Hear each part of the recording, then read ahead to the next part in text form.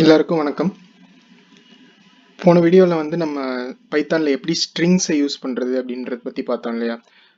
String எப்படி print பண்ணுறதுலேருந்து string functions, அதாவது ஸ்ட்ரிங்லேருந்து நம்ம எப்படி ரீப்ளேஸ் பண்ணலாம், எப்படி வந்து ஒரு கேரக்டர் எடுக்கலாம், எப்படி வந்து இந்த ஸ்ட்ரிங்கில் எவ்வளோ லெட்டர்ஸ் இருக்குது அப்படின்னு தெரிஞ்சுக்கலாம். இதை பற்றிலாம் பார்த்தோம். இந்த வீடியோவில் அதே மாதிரியே நம்ம நம்பர்ஸை வந்து எப்படி பைத்தானில் டிஃப்ரெண்ட்டாக யூஸ் பண்ணுறது, அதுக்கு ஏற்ற ஃபங்க்ஷன்ஸ்லாம் என்னென்ன இருக்குது அப்படிங்கிறத பற்றி இந்த வீடியோவில் பார்க்கலாம். ஃபஸ்ட்டு நம்ம மெயினாக தெரிஞ்சுக்க வேண்டியது எப்படி வந்து ஒரு நம்பரை பிரிண்ட் பண்ணணும் அப்படின்றது தான் ரொம்ப பேசிக்காக நம்ம தெரிஞ்சுக்க வேண்டியது இல்லையா? நம்பரை பிரிண்ட் பண்ணுறது வந்து ஸ்ட்ரிங்கை பிரிண்ட் பண்ணுறது ஒரே மாதிரி தான் இருக்கும். ஒரு நம்பரை பிரிண்ட் பண்ணணும்னா நம்ம எப்படி ஸ்ட்ரிங்கை பிரிண்ட் பண்ணுவோமோ அதே மாதிரி தான் எழுதணும். அதாவது வந்து பிரிண்ட் ஸ்டேட்மெண்ட் போட்டுக்கணும், அதுக்கப்புறம் ஒரு பேரந்தசிஸ் போட்டு நம்ம ஸ்ட்ரிங்கை பிரிண்ட் பண்ணும்போது ஒரு டபுள் கோட்ஸ் போட்டு அந்த டபுள் கோட்ஸ்குள்ளார என்ன பிரிண்ட் பண்ணணும்னு நினைக்கிறோமோ அதை எழுதுவோம் இல்லையா? ஆனால் நம்ம வந்து ஒரு நம்பரை பிரிண்ட் பண்ணணும் அப்படின்னு நினைக்கும் போது அந்த டபுள் கோட்ஸ்லாம் போடாமல் என்ன நம்பர் வேணுமோ நீங்கள் அதை அப்படியே பிரிண்ட்டில் எழுதலாம். இப்போ உதாரணத்துக்கு பார்த்தீங்கன்னா நான் வந்து 56 அப்படின்னு பிரிண்ட் பண்ணணும்னு நினச்சேன்னா டேரெக்டாக டபுள் கோட்ஸ் இல்லாமல் நான் 56 அப்படின்னு எழுதலாம். இப்போ அதை நான் ரன் பண்ணேன் அப்படின்னா நம்ம என்ன நம்பரை பிரிண்ட் பண்ண சொல்லியிருக்கோமோ அந்த நம்பர் வந்து நம்மளுக்கு இங்கே பிரிண்ட் ஆகி காமிக்கும். இப்படி தான் வந்து நம்ம ஒரு நம்பரை பிரிண்ட் பண்ணணும். இப்போ நம்ம இன்டீஜர் மட்டும்தான் பிரிண்ட் பண்ணணும் அப்படின்றது அவசியம் இல்லை. நம்ம வந்து டெசிமல் வேல்யூ கூட நீங்கள் பிரிண்ட் பண்ணலாம். இப்போ உதாரணத்துக்கு நான் 56.7623 அப்படின்னு பிரிண்ட் பண்ணேன்னா நம்மளுக்கு வந்து இப்போ நான் ரன் பண்ணும்போது அதே நம்ம என்ன டெசிமல் வேல்யூ கொடுத்துருக்கோமோ அந்த வேல்யூ எல்லாமே அப்படியே பிரிண்ட் ஆகும். அதே மாதிரியே நீங்கள் வந்து ஒரு நெகட்டிவ் நம்பர் பிரிண்ட் பண்ணணும்னு நினச்சிங்கன்னா அதுவும் வந்து ரொம்ப சிம்பிள். ஜஸ்ட் நீங்கள் வந்து எப்போதும் போல் மைனஸ் போட்டிங்கன்னா அது வந்து நெகட்டிவ் நம்பராக உங்களுக்கு பிரிண்ட் ஆகும். இப்போது இதெல்லாம் பிரிண்ட் பண்ணணும் அப்படின்னு நீங்கள் நினச்சிங்கன்னா இதெல்லாம் டபுள் கோட்ஸ் பிரிண்ட் போட்டு நம்ம பிரிண்ட் பண்ணோன்னா இதே அவுட்புட் தான் வரும் இல்லையா நம்மளுக்கு? ஏன்னா நீங்கள் டபுள் கோட்ஸ் போட்டிங்கன்னா உங்களுக்கு என்ன அவுட்புட் வருதோ நீங்கள் டபுள் கோட்ஸ்குள்ளார என்ன கொடுத்துருக்கீங்களோ அதே தான் உங்களுக்கு அவுட்புட்லேயும் வரும். அப்புறம் என்ன டிஃப்ரென்ஸ் நீங்கள் டபுள் கோட்ஸ் போட்டு பிரிண்ட் பண்ணுறதுக்கும் போடாமல் பிரிண்ட் பண்ணுறதுக்கும்னா அது வந்து பைத்தான் வந்து எப்படி அதை ட்ரீட் பண்ணுது அப்படிங்கிறது தான் டிஃப்ரென்ஸ். அதாவது நம்ம டபுள் கோட்ஸ் போட்டோம்னா அதை நம்ம ஸ்ட்ரிங் அப்படின்னு சொல்கிறோம், டபுள் கோட்ஸ் போடலன்னா அது வந்து ஒரு நம்பர் அப்படின்னு நம்ம சொல்கிறோம். இப்போ அதை நம்பராக எடுத்துக்கிறதுனால என்ன அட்வான்டேஜ்னா நம்ம வந்து அரித்மெட்டிக் ஆப்ரேஷன்ஸ்லாம் பண்ணலாம். அதாவது நம்பர்ஸில் வந்து நம்ம ப்ளஸ் மைனஸ் மல்டிப்ளை டிவைட்லாம் பண்ணுவோம் இல்லையா? அதெல்லாம் வந்து நம்ம நம்பர்ஸில் தான் பண்ண முடியும், ஸ்ட்ரிங்ஸில் பண்ண முடியாது. அதுக்கு எக்ஸாம்பிளுக்காக நான் சில அரித்மெட்டிக் ஆப்ரேஷன்ஸ்லாம் உங்களுக்கு பண்ணி காமிக்கிறேன். ஃபர்ஸ்ட் வந்து இப்போ நம்ம ஏதாவது ஆட் பண்ணணும்னு நினைக்கிறோம்னு வச்சுக்கோங்க. அதை நம்ம என்ன பண்ணலாம்? 3 + 2 அப்படின்னு நம்ம எழுதலாம் இல்லையா? இப்படி எழுதணும்னா இது வந்து ஒரு அரித்மெட்டிக் ஆப்ரேஷன். நம்ம என்ன சொல்றோம்னா 3 + 2 அப்படிங்கிற அரித்மெட்டிக் ஆப்ரேஷனை பிரிண்ட் பண்ணு அப்படின்னு நம்ம சொல்றோம். இப்போ நம்ம அவுட்புட் வந்து ரெண்டு விதமா எதிர்பார்க்கலாம். ஒன்று 3 + 2 அப்படின்னே பிரிண்ட் ஆகலாம், இல்லாட்டி 3 + 2 என்ன வேல்யூ, அதாவது 5 அப்படின்றது வந்து நம்மளுக்கு பிரிண்ட் ஆகலாம். இப்போ என்ன அவுட்புட் வருது அப்படிங்கிறத நம்ம ரன் பண்ணி பார்க்கலாம். இப்போ பார்த்தீங்கன்னா நம்மளுக்கு 5 அப்படின்னு வந்திருக்கு. அதாவது நம்ம என்ன அரித்மெட்டிக் ஆப்ரேஷனை இங்கே பண்ண சொல்லியிருக்கோமோ அந்த ஆப்ரேஷன் வந்து கம்ப்யூட்டர் பண்ணிட்டு அந்த அவுட்புட் என்ன வருதோ அதை வந்து நம்மளுக்கு பிரிண்ட் பண்ணி காமிக்குது. இதுதான் வந்து நீங்கள் ஸ்ட்ரிங்காகவும் நம்பராகவும் ஒரு பிரிண்ட் பண்ண சொன்னீங்கன்னா அது ரெண்டுக்கும் இதான் டிஃப்ரென்ஸ். இதே வந்து நீங்கள் டபுள் கோட்ஸ் போட்டு கொடுத்துருந்தீங்கன்னா உங்களுக்கு 5 வரதுக்கு பதிலாக நீங்கள் என்ன கொடுத்துருக்கீங்களோ அது அப்படியே வரும். அதாவது 3 + 2 அப்படின்றத டபுள் கோட்ஸ்குள்ளார கொடுத்தீங்கன்னா உங்களுக்கு 3 + 2 அப்படின்னே பிரிண்ட் ஆகும். சரி, அதை வந்து நம்ம ஸ்ட்ரிங்ஸ் பற்றி போன வீடியோலேயே பார்த்துட்டோம். இப்போ வந்து நம்ம நம்பர்ஸ் பற்றி பார்த்துட்டு இருக்கோம் இல்லையா? இப்போ அரித்மெட்டிக் ஆப்ரேஷன்ஸில் நான் வந்து அடிஷன் பண்ணி காமிச்சேன். அடிஷன் மட்டும் இல்லாமல் நீங்கள் எல்லாத்தையுமே பண்ணலாம். அதாவது மைனஸ் பண்ணலாம், இல்லை மல்டிப்ளை பண்ணலாம், இல்லை நீங்கள் டிவைட் பண்ணணும்னு நினச்சிங்கன்னா அதையும் பண்ணலாம். நீங்கள் என்ன ஆப்ரேஷன் பண்ணணும்னு நினச்சிங்கனாலும் நம்பர்ஸில் வந்து அதை பண்ணலாம். இன்னொன்று வந்துட்டு நீங்கள் அதை இன்டீஜர்ஸில் மட்டும்தான் பண்ணணும் அப்படின்னு அவசியம் இல்லை. இப்போ உதாரணத்துக்கு நான் வந்து இப்போ 3.5 × 2 அப்படின்னு கொடுத்துருக்கேன். இப்போ இதை நான் ரன் பண்ணேன் அப்படின்னா நம்மளுக்கு வந்து அவுட்புட் 7 வரணும் இல்லையா? பார்த்தீங்கன்னா 7.0 அப்படின்னு வந்திருக்கு. ஏன்னா இது வந்து டெசிமல் வேல்யூ இருக்கனால அது 0.0வையும் கம்ப்யூட்டர் ஆட் பண்ணிக்கிச்சு. இப்போ வந்து நம்ம இங்கே ரெண்டு ஆப்பரன்ஸ் தானே கொடுத்துருக்கோம். அதாவது மல்டிப்ளைன்றது தான் ஆப்ரேஷன். நம்ம வந்து ரெண்டு ஆப்பரன்ஸ் கொடுத்துருக்கோம். இப்படி தான் கொடுக்கணும் அப்படின்றது அவசியம் இல்லை. நீங்கள் வந்து எக்ஸ்ட்ராவாக நீங்கள் என்ன வேணால் கொடுத்துக்கலாம். இப்போ 3.5 × 2 + 6 அப்படின்னு கூட நீங்கள் கொடுத்துக்கலாம். இப்போ நம்ம அதை ரன் பண்ணோன்னா நம்மளுக்கு 13 அவுட்புட் வரணும். அதே மாதிரி நம்ம எதிர்பார்க்குற மாதிரி 13 அப்படின்றது அவுட்புட் வந்திருக்கு. இப்போ நம்ம ஆர்டரை சேஞ்ச் பண்ணணும் அப்படின்னு நீங்கள் நினைக்கிறீங்கன்னு வச்சுக்கோங்க. உதாரணத்துக்கு நம்ம வந்து ஸ்கூல்லலாம் படிச்சிருப்போம் இல்லையா? மல்டிப்ளிகேஷனும் அடிஷனும் இருந்தால் எப்போதும் மல்டிப்ளிகேஷன் தான் ஃபஸ்ட்டு ரன் ஆகணும் அப்படின்றத நம்ம படிச்சிருப்போம். இப்போ வந்து நம்ம இங்கே ப்ளஸ்ஸை ஃபஸ்ட்டு பண்ணணும் அப்படின்னு நினச்சோன்னா நீங்கள் அதை வந்து ஒரு பரந்தசிஸ்குள்ளார போட்டிங்க அப்படின்னா அது வந்து ஃபஸ்ட்டு எக்ஸிக்யூட் ஆகும். இப்போ பார்த்தீங்கன்னா நம்ம 3.5 × 2 + 6 தான் எழுதியிருக்கோம். ஆனால் 2 + 6 வந்து பரந்தசிஸ்குள்ளார போட்டிருக்கோம். இப்படின்னா கம்ப்யூட்டர் என்ன எடுத்துக்கோன்னா ஃபஸ்ட்டு இந்த அடிஷனை தான் பண்ணணும் அப்படின்னு தெரிஞ்சுட்டு ஃபஸ்ட்டு 2 + 6 பண்ணிடும் 8. அதுக்கப்புறம் அது 3.5ஆல் மல்டிப்ளை பண்ணி நம்மளுக்கு ஆன்சரை வந்து கொடுக்கும். இப்போ பார்த்தீங்கன்னா 3.5 into 8 28 இல்லையா, அதனால நமக்கு 28 அப்படின்னு ஆன்சர் வந்திருக்கு. இப்படிதான் நீங்க வந்து ஆர்டர் எல்லாம் சேஞ்ச் பண்ணலாம் அரித்மெட்டிக் ஆப்ரேஷன்ஸ்ல. அடுத்து ஒரு ஸ்பெஷல் ஆப்ரேஷன் இருக்கு பைத்தான்ல மட்டும் இல்லாமல் நீங்கள் எந்த ப்ரோக்ராமிங் லாங்குவேஜ் எடுத்தீங்கனாலும் இந்த ஸ்பெஷல் ஆப்ரேஷன் இருக்கு. அதுக்கு பேர் தான் மாடுலோ ஆப்ரேட்டர். உதாரணத்துக்கு பார்த்தீங்கன்னா நான் 5 மாடுலோ ஆப்ரேட்டர் வந்து பர்சன்டேஜ் சிம்பிள் மூலியமா நீங்க யூஸ் பண்ணலாம். அதாவது அடிஷன்னா பிளஸ், சப்ட்ராக்ஷன்னா மைனஸ், அந்த மாதிரி சிம்பிளா நம்ம வச்சிருக்கோம் இல்லையா. இது மாதிரி மாடுலோ ஆப்ரேட்டர் அப்படின்னா அது வந்து பர்சன்டேஜ் சிம்பிள். இப்போ வந்து அது என்ன பண்ணும் அப்படின்னு பார்த்தீங்கன்னா, இப்போ 5% 3 அப்படின்னு போட்டிங்கன்னா நீங்கள் 5-ஐ 3ஆல் டிவைட் பண்ணால் என்ன ரிமைண்டர் வரும் அப்படிங்கிறத நீங்கள் கேட்குற மாதிரி. இப்போ 5-ஐ 3ஆல் டிவைட் பண்ணால் ரிமைண்டர் வந்து 2 வரும் இல்லையா. அதனால நீங்கள் இப்போ இந்த ப்ரோக்ராமை ரன் பண்ணோன்னா நம்மளுக்கு வந்து 2 அப்படின்னு அவுட்புட் வரும். அதாவது இந்த மாடுலோ ஆப்ரேட்டர் வந்து ஒரு நம்பரை வந்து இன்னொரு நம்பரால் டிவைட் பண்ணி என்ன ரிமைண்டர் வருதோ அதை வந்து உங்களுக்கு அவுட்புட்டாக கொடுக்கும்.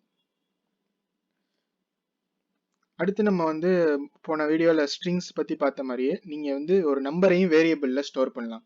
இப்போ உதாரணத்துக்கு பார்த்தீங்கன்னா நான் வந்து num = 5 அப்படின்னு கொடுத்துட்டு, இப்போ நம்ம வந்து இவ்வளோ நேரமாக எந்த நம்பர் வேணுமோ அதை டைரெக்டாக பிரிண்ட் ஸ்டேட்மெண்ட்டில் கொடுத்து பிரிண்ட் பண்ணிட்டு இருந்தோம் இல்லையா. நம்ம அப்படி பண்ணாமல் ஒரு வேரியபிள் மூலியமாக அந்த நம்பரை வந்து நீங்கள் பிரிண்ட் பண்ணலாம். இப்போ நான் வந்து இந்த 5-ஐ இந்த numன்ற வேரியபிள் மூலியமாக பிரிண்ட் பண்ண போகிறேன். இப்போ பார்த்தீங்கன்னா நான் வந்து 5-ஐ numன்ற ஒரு வேரியபிளில் ஸ்டோர் பண்ணியிருக்கேன். அதை வந்து நான் இப்போ வந்து பிரிண்ட் பண்ண சொல்லியிருக்கேன். இப்போ நான் அதை ப்ரோக்ராம் ரன் பண்ணேன்னா கம்ப்யூட்டர் வந்து நம்மளுக்கு அந்த numன்ற வேரியபிளில் என்ன வேல்யூ இருக்கோ அதை வந்து உங்களுக்கு பிரிண்ட் பண்ணும். இப்போ பார்க்குறோம் நம்மளுக்கு 5 அப்படின்னு அவுட்புட் வருது. ஓகே, இதுதான் வந்து பேசிக்காக நீங்கள் நம்பர்ஸை வந்து எப்படி வந்து ஒரு பிரிண்ட் பண்ணலாம், அரித்மெட்டிக் ஆப்ரேஷன் பண்ணலாம், ஒரு வேரியபிளை ஸ்டோர் பண்ணலாம் அப்படிங்கிறத பற்றி இவ்வளோ நேரம் பார்த்தோம். ஒரு நம்பரை வந்து எப்படி ஸ்பெஷல் ஃபங்க்ஷன்ஸ்லாம் யூஸ் பண்ணி டிஃப்ரெண்ட் ஆப்ரேஷன்ஸ்லாம் நம்ம பண்ணுறது அப்படிங்கிறத இனிமேல் பார்க்கலாம்.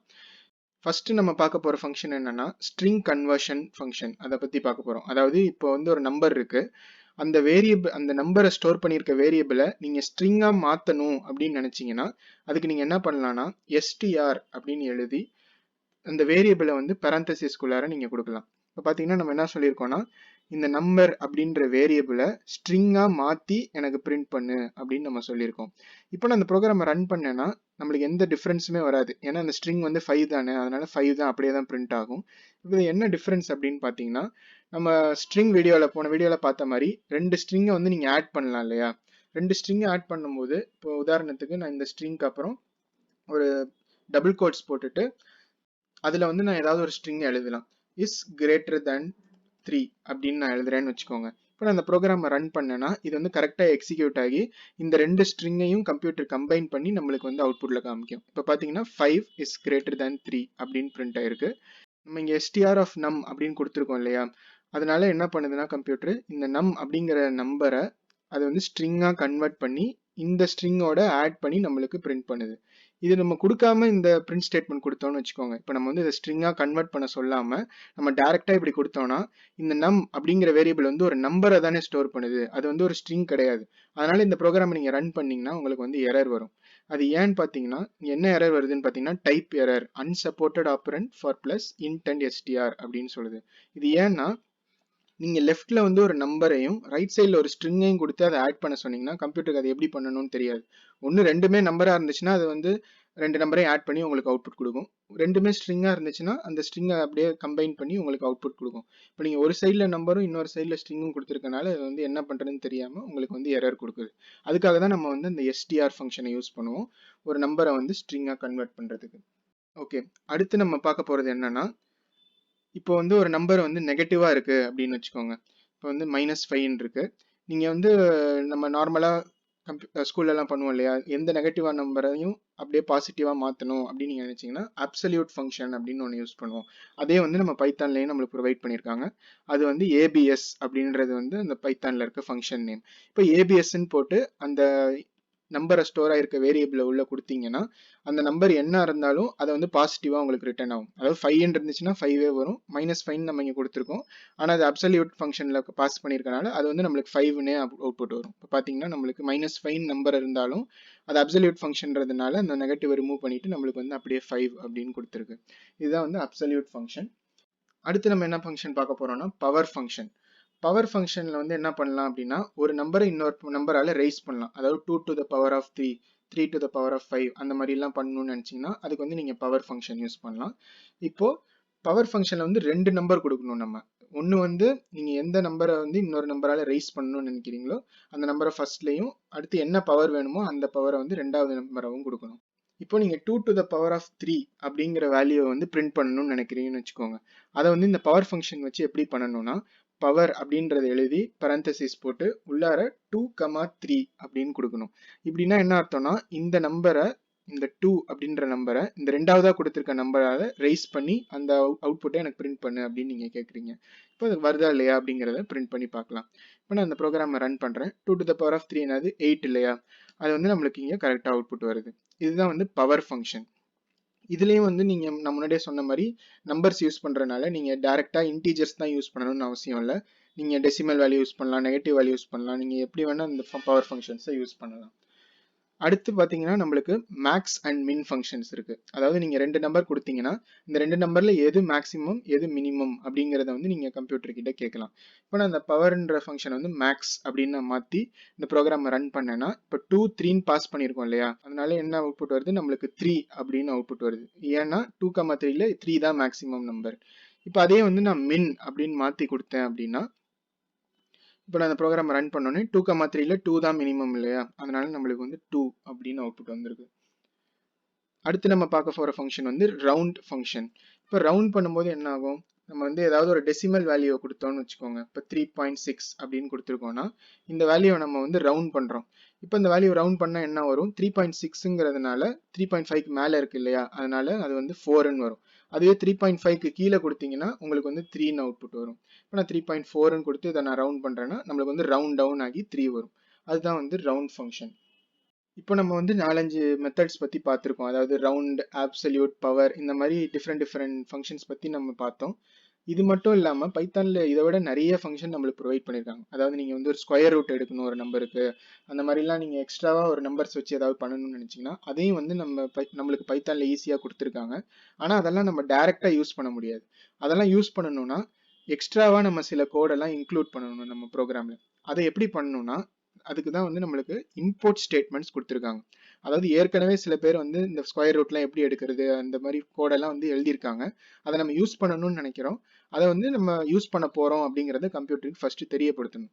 அதை வந்து எப்படி பண்ணணும் அப்படின்னா, ஃப்ரம் மேத் இம்போர்ட் ஸ்டார் அப்படின்னு நீங்கள் கொடுக்குறீங்கன்னு வச்சுக்கோங்க. இது என்ன பண்ணுன்னா, எனக்கு வந்து மேத் அப்படின்ற மாடியூலை இன்க்ளூட் பண்ணுன்னு சொல்கிறீங்க. இப்போ மாடியூல் பற்றிலாம் நம்ம பிகினர்ஸ்ன்றதுனால தெரிஞ்சுக்கணும் அப்படின்னு அவசியம் இல்லை. இந்த வீடியோவில் நம்ம என்ன தெரிஞ்சுக்கணும் அப்படின்னா, நீங்கள் பைத்தானில் ப்ரொவைட் பண்ணியிருக்க எல்லா மேத் ஃபங்க்ஷன்ஸையும், அதாவது different square functions, log functions, இந்த மாதிரிலாம் டிஃப்ரெண்ட் மேத்தமெட்டிக்கல் ஃபங்க்ஷன்ஸ் எல்லாம் நீங்கள் யூஸ் பண்ணணும் அப்படின்னு நினச்சிங்கன்னா அதுக்கு வந்து நீங்கள் எக்ஸ்ட்ராவாக இந்த ஸ்டேட்மெண்ட் எழுதணும். இது எழுதினதுக்கு அப்புறம் நீங்கள் எல்லா மேத் ஃபங்க்ஷன்ஸையும் யூஸ் பண்ணிக்கலாம். இப்போ பார்த்தீங்கன்னா நம்ம வந்து ஸ்கொயர் ரூட் எடுக்கணும் அப்படின்னு நினச்சோன்னு வச்சுக்கோங்க. நம்ம வந்து SQRT அப்படின்னு எழுதி இந்த ப்ரோக்ராம் வந்து ரன் பண்ணோம்னா நம்மளுக்கு வந்து ஸ்கொயர் ரூட் எடுத்து அவுட்புட் பண்ணும்.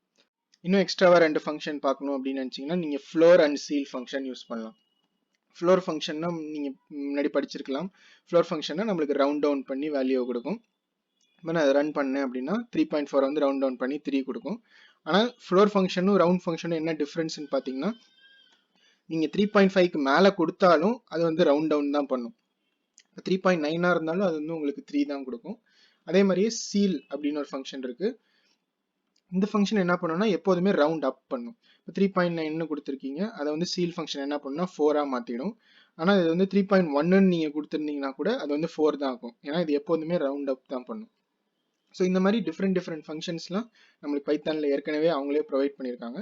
அதெல்லாம் யூஸ் பண்ணணும் அப்படின்னு நினச்சிங்கன்னா நம்ம வந்து இந்த ஃப்ரம் மேத் இம்போர்ட் ஸ்டார் அப்படின்னு நம்ம இந்த மாடியூலை இன்க்ளூட் பண்ணிக்கிட்டோம்னா நம்ம வந்து எல்லா ஃபங்க்ஷன்ஸையும் யூஸ் பண்ணலாம். இந்த வீடியோவில் நான் சொல்ல வந்தது அவ்வளோதான். நம்பர்ஸ் அண்ட் நம்பர்ஸோட ரிலேட்டடான ஃபங்க்ஷன்ஸ் பற்றி இந்த வீடியோவில் பார்த்தோம். உங்களுக்கு ஏதாவது சந்தேகம் இருந்தால் கண்டிப்பாக கமெண்ட்டில் கேளுங்க, உங்களுக்கு நான் ஆன்சர் பண்ணுறேன். இந்த வீடியோ உங்களுக்கு பயனுள்ளதாக இருந்துச்சுன்னா மறக்காமல் லைக் பண்ணிக்கோங்க, சேனலுக்கும் சப்ஸ்கிரைப் பண்ணிக்கோங்க. இதே மாதிரி ஒரு புது கான்செப்டோட நெக்ஸ்ட் வீடியோவில் உங்களை பார்க்குறேன். பை.